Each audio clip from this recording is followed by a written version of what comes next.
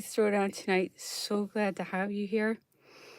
This is such a great night to talk about my big obsession, which is just growing constantly with Elvis Costello. Took over my life basically 6 months ago when his album A Boy Named If came out. And I thought he was asking me to talk to him telepathically. And I was noticing something was going on with him since hey clock face. So crazy. I can't believe this situation. I was his biggest fan. Then for various wounds of my own, became very hostile. And now through the incredible supernatural experience of telepathy, I'm actually talking to him, and it's incredible, and it's Napoleon. It's I can't believe it. And then in the physical world, I can't even talk to him, and I can't see him. And he's in this messy situation. What a nightmare. I feel so bad for him for what he's going through. Terrible. But I am definitely here to be supportive in any way and not to be a problem in any way, hopefully. Hopefully to make things as easy as possible, because I've been going through my synastry with Elvis, a person I've never met, but who I is my twin flame. He's Napoleon, my twin flame. It's incredible. And I already know this person because I've been dealing with, I suppose it's his higher self. His higher self has to be the spirit of Napoleon that I've been talking to. And I mean, that my whole life is just listening to him. The spirit of Napoleon. I mean, my whole life is just him. And he's the one that tells me to do all these absurd things. And I do them because I love him so much. And he's just everything to me. And that's why I've been doing all these things. And I was like, good, come get me so I can go back to him. And I've been very morbid about it. I just was, what could be better? I'm so sick of living under this dynasty. I find it unacceptable that I can't have a career as an honest person. I'm being discriminated against as a good person. Good people don't get to participate in fun activities anymore. They don't get to travel anymore. They don't get to see concerts anymore. Good people, honest people, the ones who fight for humanity, we're being permanently quarantined as healthy people. We're actually the healthy ones, and we're being locked up, and the sick ones that murder children and traffic them and start wars and use the media to make women hate their bodies, and they use the media to set the people up against the so-called elites. Okay, the elites are being set up. I hope they're understanding that they're being set up. This was all about making the public hate the elites because the banking dynasty wants us to kill each other. Okay, the banking dynasty is not on the side of the elites. The banking dynasty is setting up the elites. I hope the elites out there who love that banking dynasty and support them and do every single thing for them understand that they're being set up and that they are the Adolf Eichmanns of tomorrow. I hope they'll understand that. And part of the reason why I'm saying that so emphatically is because I was watching a concert by Elvis, a very recent concert. I just love getting to see the performances. I love the lights, particularly. So beautiful. And I'd love to just hear the new songs. And I'm just fascinated. I'm like more and more and more fascinated. Just like Napoleon. He's just like Napoleon. I mean, he really is. Napoleon is like, you never know what you're going to get with Napoleon. He's full of surprises. And Elvis is exactly the same way. He is up to things. He is scheming and he is plotting. And I'm a part of those plots, but I really don't know exactly what he's doing. But it's going to be interesting. And I hope everybody knows that That's who you put your focus, put it on him because he's the one to watch and protect him. Please protect him. He is on our side 100%. Whatever quixotic wild thing he does, he's on our side. I know this. I'm sure of it. And one of the great things, wonderful, he's done so many nice things for me. And I want to say this. When he hijacked my life in January, it's embarrassing, but I had a horrible wound on my shin. Unbelievable. I mean, horrific, like a wound from my knee to my foot, and it was scary how huge it was, and my whole leg was numb. I could still walk, but it looked horrible. And the other one had like a blood clot. So just I got a blood clot on the other leg. So I was really falling apart, and I still was kind of living that invalid life of just being in bed too much, which is what kind of where I think the blood clot came from because I was like in bed too much. Like I was sick. Like my whole adult life I've been sick. So I you kind of get into that mode of like living like you're sick all the time, even though I really wasn't sick all the time anymore, but I did have these horrific wounds on my leg in January, this January. And then I let this person hijack my life because I really was guided to let him hijack my life. And the only thing I ever worry about is, am I following my guidance? Because I am so far out on a limb. There is no question of following my guidance. It's the only thing that works. And every decision I make right now is not a decision I would make. I wouldn't be here if I did what I wanted to do because I'm actually a very conservative person. I think I know. I always thought I was, but I'm not. Turns out I'm not conservative. So whatever. Anyway, so I'm trying to say that this eccentric Liverpudlian, uh what can we even call Elvis? He defies categorization, as we all know, and that is the truth. And that's another wonderful thing about him. You can't categorize him. Anyway, this wild man, rebel, full of surprises, dangerous, smoldering.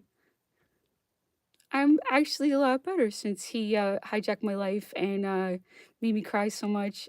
He didn't make me cry, but it was so he made me realize things that made me cry. He did not make me cry, but that's what I'm saying. And the other thing that he made so many changes in my life, and they were good for me.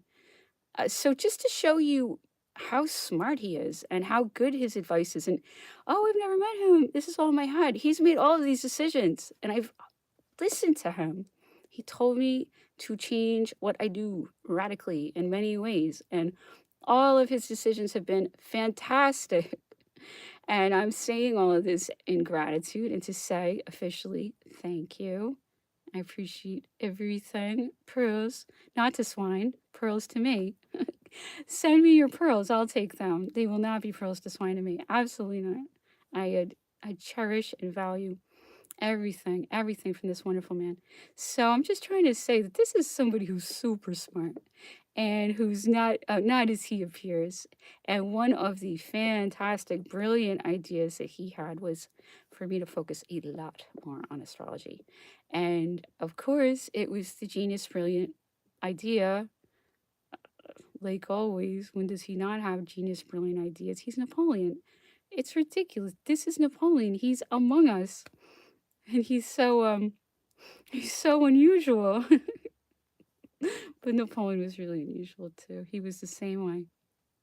I will say this right now. For all my complaining and crying and moaning, I much prefer a musician to a warrior. Oh my goodness. I hate war.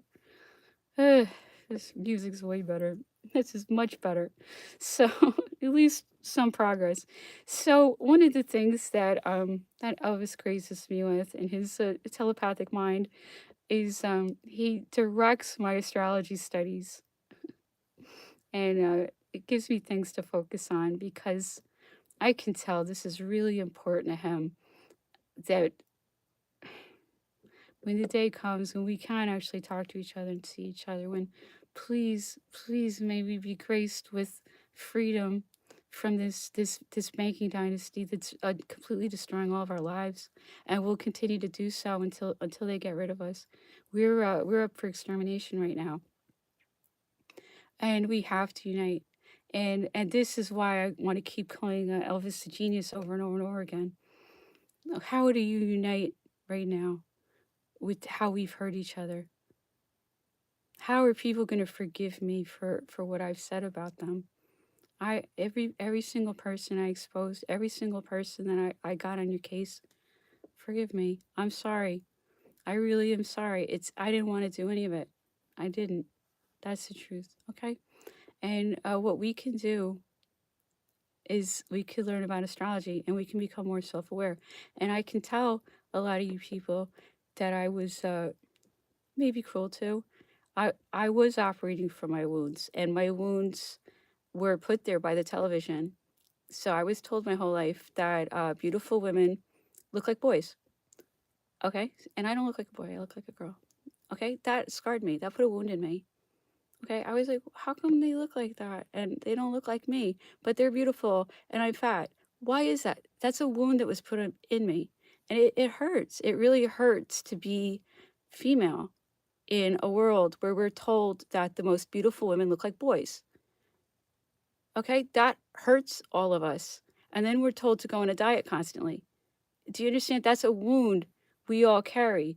And then because we're so wounded, I'm talking about us women, you know, and how, commerce doesn't really work. So us women can't just get jobs and support ourselves. So then we have to find all of these uh, bizarre ways to survive because the only people who get the money are the criminals who work for the banking dynasty. So like all of us women have to like find ways to somehow get money from the banking dynasty somehow through these criminals. Do you understand? That's the system. Because I went to college, there's no job. I can't support myself. I'm educated. I'm a teacher. I can't there's no career for me. What am I supposed to do? Okay, this is all on purpose. So then that makes women very competitive with each other, doesn't it? We're all fighting over the last donut. We're living under a terrorist regime of scarcity. And this is, I love women. I love all of the female qualities, nurturing and generosity and selflessness, all of these things that you associate with women that do actually exist in women. Everything's been done so women can't get along with each other. I hate that. I hate that. Women should love each other. We should love each other. We should appreciate each other. We should nurture each other. The whole world is set up so we're all at each other's throats. And as we learn astrology, we learn about our wounds. What makes you jealous? What makes you see red? What triggers you? That's a teacher. Oh my goodness, I'm getting so deep. I don't want to be like that. I don't want to be like that. I'm just saying, but it's true. So, so, so that mad genius, Elvis, he is a genius. He's right. We should be studying where our wounds are, how we hurt each other, how we talk to each other, and understand that it hurts when people touch our wounds, and we should be really sensitive about other people's wounds. And I have been a nightmare to a lot of people's wounds, and they've been a nightmare to mine as well. And that's what a lot of this has been about. Wounds and reacting out of wounds and being triggered and being jealous, and there's enough for everybody. We can work things out. We can arrange things amicably. We can get along. All of us.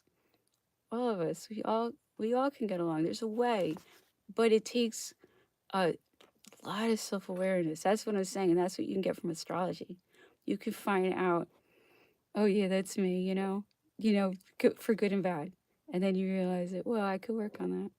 So Elvis asked me to look into the synastry of our charts. That's what I heard. And he said to look at Mars, and I have to break it up because there's so much Mars in our charts, obviously. Of course.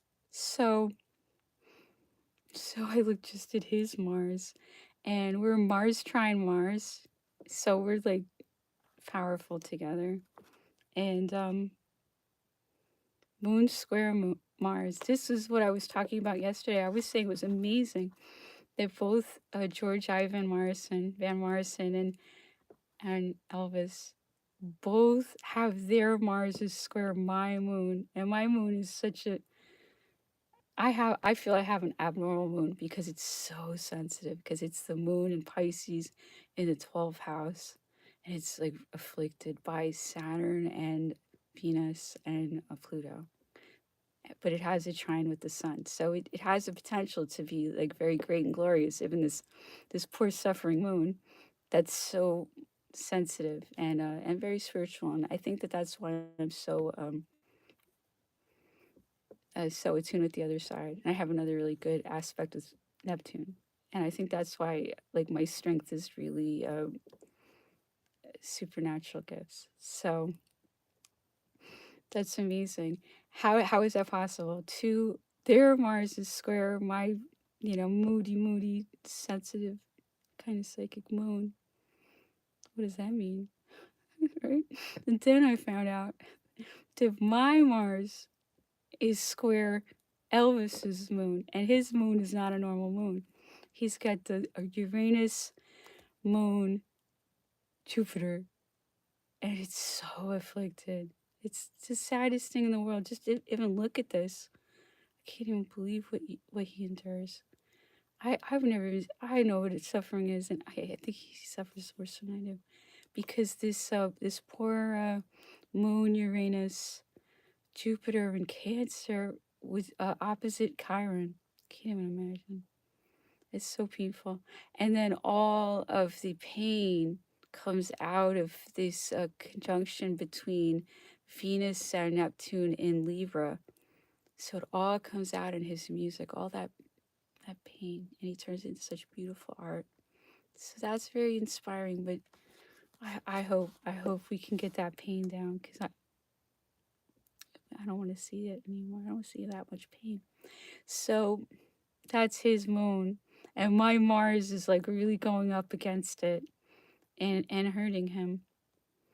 But we do it to each other. I think that's very interesting. And we're Mars trying Mars. It's really interesting. But I think if you're really aware of things, you can talk about things and just be really sensitive.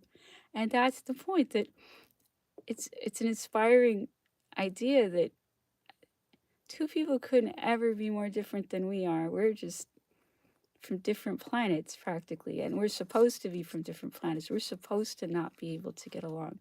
And that's my twin flame Napoleon. And you can see the handiwork of the banking dynasty in how much that banking dynasty altered us, so we couldn't fit together in any way, by country, by culture, by ideology, by spirit, in any way whatsoever. Everything about me is supposed to look terrible to him, and everything about him is supposed to look terrible to me, because that banking dynasty wants us to never unite. And how am I supposed to unite with him, even though it's my twin flame and we're so different and we're coming from completely different worlds? Not that mine was better. I don't think it really was. So amazing. So we can really like learn these aspects and understand that he's so sensitive to the things that I do, and because it's in the astrology, and I'm so sensitive to the things that he does. We have to be so sensitive with each other. We're gonna really hurt each other if we're not.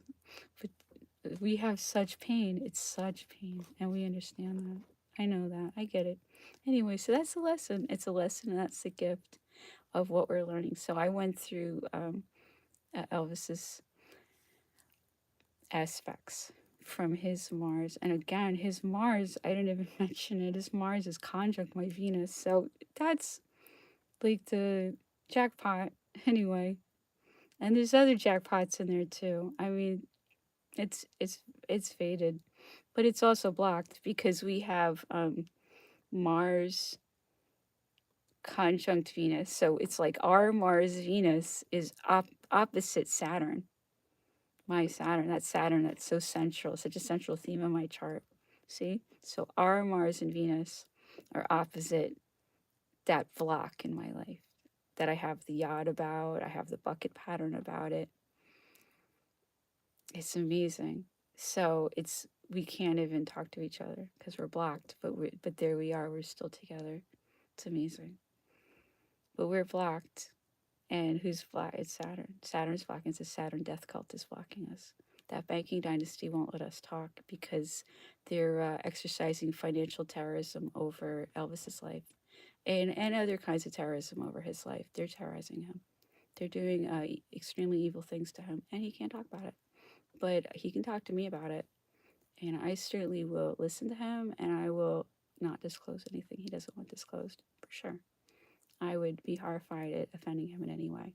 I have nothing but understanding and sensitivity towards him. And my whole point is we can all treat each other like this, and things can change, and we can understand that we were wounded in certain ways to not understand certain groups, and they were wounded in a certain way, so they couldn't understand us. So if we can learn how to become really ultra sensitive with each other in a genuine way, not this politically correct, you can't say words thing. I hate that. Okay? Just actually be sensitive. Right? Just actually be nice. Anyway, whatever. So I could go on and on. But so we are being blocked, but that is going to change. And we will find a way to make that change because what are we doing? We're telling people our story and we're showing people that we are living under a tyrannical nightmare, terrorist, criminal organization that is not acceptable. And I can't even talk to my own twin flame. And I've been engineered to hate him. And I was literally engineered to attack him a couple years ago. And I did. But I was guided to do it. A lot of times they have some kind of brilliant move for me. And I'm like, okay, I'll take the opening move. There's a lot of value in it. There's always a lot of value in like the bait in the trap. And every chance I get, I will take that bait. And that had to come out. It needs to come out that they're doing Nazi experiments on humans and have been our whole lives. Okay, that needs to come out immediately. I've been trying and trying and trying and trying and trying to get this story out. It's difficult to get it out because um it's just torture for everybody. I'm trying to express it. Like it's torture for me to have been told that as a woman I'm not pretty. Like that's horrible. How could they do that to us? Anyway, so we have to get over this and it has to stop. Like the Nazi experiments on people have to stop. Please. What's done is done. And through very high levels of self-awareness, we can get along. We can get along. We can love each other. What is done is done. Okay? We can't change the past. Elvis always says this. We cannot change the past. We can't change the past. We can't change the past. We can't change what's been done to us. Okay? We can understand each other and we can love each other. But people, okay? We can move on. We've been put in like the Thunderdome or something and they like fight us. We're like the bull ring, you know? It's cockfights. We have these people that are treating us like puppets and they toy with us and they do experiments on us and they oh, if we say this in the media, what do? You know, like they're just toying with us, like they're gods on Mount Olympus, and we're just these little ants that they toy with. They can be put out of business. Cut the strings, please, please, please, please, please, cut the strings. Okay, so I have that Saturn opposition Mars. Hopefully, we can unite and we can have a different kind of problem other than the fact that we can't talk because of financial terrorism being exerted against musicians. That's evil. Why aren't we doing anything about monopolies? Why is the music business a monopoly? Why? You see what I mean? We're past the point where there's a question about whether these things are true. It's just what are we going to do about it? Yeah. Okay. So I did kind of talk about them all. Mars. Yeah. I'm going to talk about this again tomorrow. I'm going to talk about my Mars interacting with his aspects. So, in summary, he has Moon square Mars, Mars trine Mars, and Saturn opposition Mars. Those are the three. So, I would be really sensitive, and there would be blocks. I am the Saturn person. So, I would be trying to like repress him because I'm insecure. That would be the dynamic there. So I'm the Saturn person, and I would be like trying to keep him from being his Mars self. That's the synastry idea. And I would be saying, why are you so immature? And why are you so Mars like? And come be boring like me. Because I'm insecure and I want to hold you back. That's what it said when I went to the different sites. That's what the Saturn person does. The Saturn person's like I'm insecure whenever you do anything, and then the Mars person's like, oh okay, but then I won't do anything, and then the Mars like resents it, and then the Saturn person gets even more insecure because they can tell that the Mars is resent. Like they explain the whole thing like that, and it just gets worse and worse. Or, or the Saturn person helps the Mars person get their things done, you know? And what's the problem? It has to be like a problem. Here's the problem. Saturn, it's work. It's a lot of work. See, that's what I'm saying. A lot of these aspects can be solved with work and philanthropy. So, is that a terrible problem? The Saturn opposition Mars, where you're like projecting everything on each other. And no, you are, all that stuff. And I'm not the bad guy, you are, all that stuff that would play out if you're not self-aware. But if you are self-aware, you realize you've got a lot of Saturn energy that is going to get negative and insecure and creepy if you're not like really busy and really working together and really doing good things together. Then it's like work and activity to help. Then it's wonderful. And you have like so much like fire and staying power. You see how good that could be? But action is required. That's really what I'm seeing. You could look at these as a terrible fate, and it is a terrible fate that we can't talk now. But in the future, it could be just power and stamina to help with passion, because that's Mars. And then it becomes fantastic, and the square is redeemed, and it becomes heroism. And that's what we're looking for, where you have the worst aspect, because we have Pluto and Saturn, and then whatever the malefics are, we have it just running rings around us.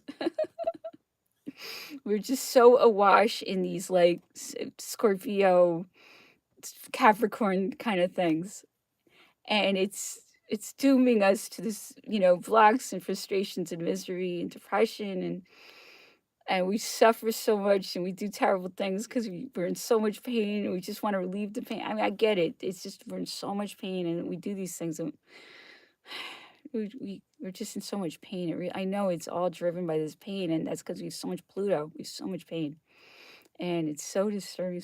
It's so hard to be in as much pain as we are. Well, I know we're both in enormous pain, but he has it worse. I know he does have it worse. Anyway, so how do you take that and like save the world with it? Because it gives you so much power, but it has to be so carefully harnessed, or else it'll hurt us a lot. We could be like ripping each other's hair out with all this energy, or we could be saving the world with it. So that's the incredible gift of astrology I keep talking about every day, of self-awareness and learning. Oh, we have to be so sensitive with each other, really sensitive, both of us. We have to be so sensitive with each other. And I just get used to it because we have to, because action is required. That's what a square is. You have to, it's not going to come naturally. It's something that you have to put your thinking cap on and go, oh, I have to always be so sensitive because I can hurt people so easily, and that certainly goes for both of us. We can hurt people very easily. We're sharp, and sometimes many times I have just walked out of the room before I said anything because we can hurt people easy because we're very perceptive, and we do know where people hurt, and we have a lot of that. So I know he does too because it's just in his songs. Anyway. Okay, so that was a rant and a half. Okay, tomorrow we'll talk about my Mars. That was his Mars. So I write my book. My book. I'm on. I don't know what the page is what I'm saying. I always into a second. I write to slaves. Remember that? Napoleon said. He said, "Write a letter to your slaves." Okay, this is the next letter. I have received your letter of the 25th. I learn with distress that you are indisposed. That is not a good condition to be in for traveling 100 leagues at this season. I do not know what I shall do. It depends on events. I have no will in the matter. I await their issue. Remain at Munich. Amuse yourself. That is not difficult with so many amiable people about and in so fine a country. For myself, I am sufficiently busy. In a few days, I shall reach a decision. Adieu, my love. Thousand remembrances, pleasant and tender. Napoleon. Oh my goodness. Yeah. He sounds angry to me. Anyway. So back to this amazing memoirs, which I'm convinced is full of sub stories, and I really, really, really would like to check out the songs on the blog. So, because sometimes you unlock stories with the songs, and I love that. I love that he turns like everything into a puzzle and a game. I love that. It's so fascinating. It's so fascinating. It does capture everyone's imagination. And imagination fills the world. That's what Napoleon said. And it does. And it does. And Napoleon was right about that. One of the many things that Napoleon was right about. All right. So, young Declan Elvis is he's getting out there, even though he's shy. He's getting out there, and he is playing his shows. And people don't want to hear his tunes. They want to hear dumb wailing songs because they're pretentious. Elvis hates that. So, let's continue.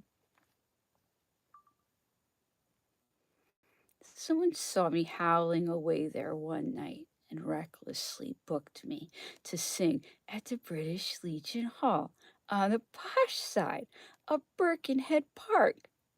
I can't say my set was a triumph. I went off to a round of feeble applause from a handful of pensioners, sipping mild beer, and a smattering of teenagers in army greatcoats drinking cider. However, once I found a singing partner in Alan Mays, my performances became a little more controlled, and his superior musicianship and more melodious voice balanced my chaotic approach. Alan Brown held things down on a bass with a 15-watt amplifier and an impressive head of hair. Given that foundation, I'd even venture into the occasional guitar solo, for which Alan claims I used to clutch a rabbit's foot for luck. I'm sure this foot was just a figure of speech, but then I'd usually run out of fingers and fortune at around the same time. We played our songs anywhere they would have us: pubs, clubs, even a Catholic girls' school called Mary Help the Christians, known locally as Mary Feed the Pigeons. A ledger of our gigs, preserved in Allen's old school notebook, reveals that we were paid nil for that appearance, but I suppose we might have imagined other rewards for playing there, even if none were forthcoming. Most of the fees paid were in the range of £2 or £3, split among the three of us, until our bass player took off to university in the summer and we pressed on as a slightly more viable duo. I think the most we ever earned in one night was £10, and that seemed like an absolute fortune. Thank you so much for listening. I hope you have a good evening.